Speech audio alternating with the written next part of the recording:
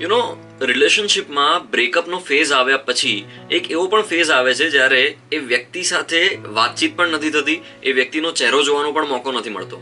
Intentionally ઓર અનઇન્ટેન્શનલી તમે એ વ્યક્તિનો ચહેરો જોવા નથી માંગતા. એ ડિસ્ટન્સના કારણે ધીમે ધીમે વ્યક્તિની ઇમેજ થોડી ભૂસાતી જાય છે, એની યાદગીરી થોડી ઘટતી જાય છે.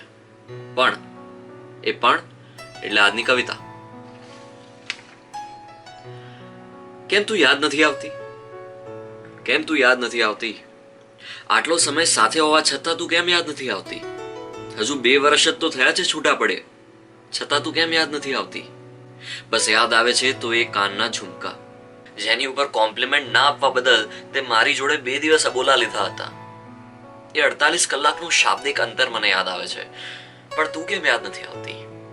યાદ આવે છે એ પહેલો વહેલો કોલેજ બંક, પહેલા વરસાદની એ પહેલી લોંગ ડ્રાઈવ, અને ભૂલથી કાં તો પછી જાણે જોઈને ખભે મુકાયેલો હાથ, એ પહેલો સ્પર્શ, અને દૂર ગયા બાદ ધોધમાર વરસાદ બસ આમ પડતો જ રહે અને આપણે અહીં રોકાઈ જવું પડે એવી બાલિશતા ભરી ઈચ્છા.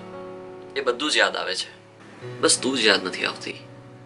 રાતના 4 કે પછી સવારના 4 વાગ્યા સુધીની વાતો, તગડું બિલ આવવા પર પપ્પાની પડેલી વઢ, અને દિવસના 500 થી વધારે ફ્રી SMS, એ બધું જ યાદ આવે છે. પળ પળનો હિસાબ યાદ આવે છે. બસ તું કેમ યાદ નથી આવતી? કાશ તું થોડી તો યાદ આવતી હોત. કાશ તો હું એક વાતે થોડો ગર્વ લેત અને તારા કરતા ક્યાંક હું આગળ હોત.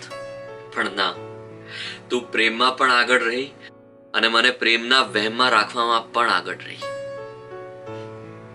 બસ બધું જ યાદ આવે છે, તું યાદ નથી આવતી.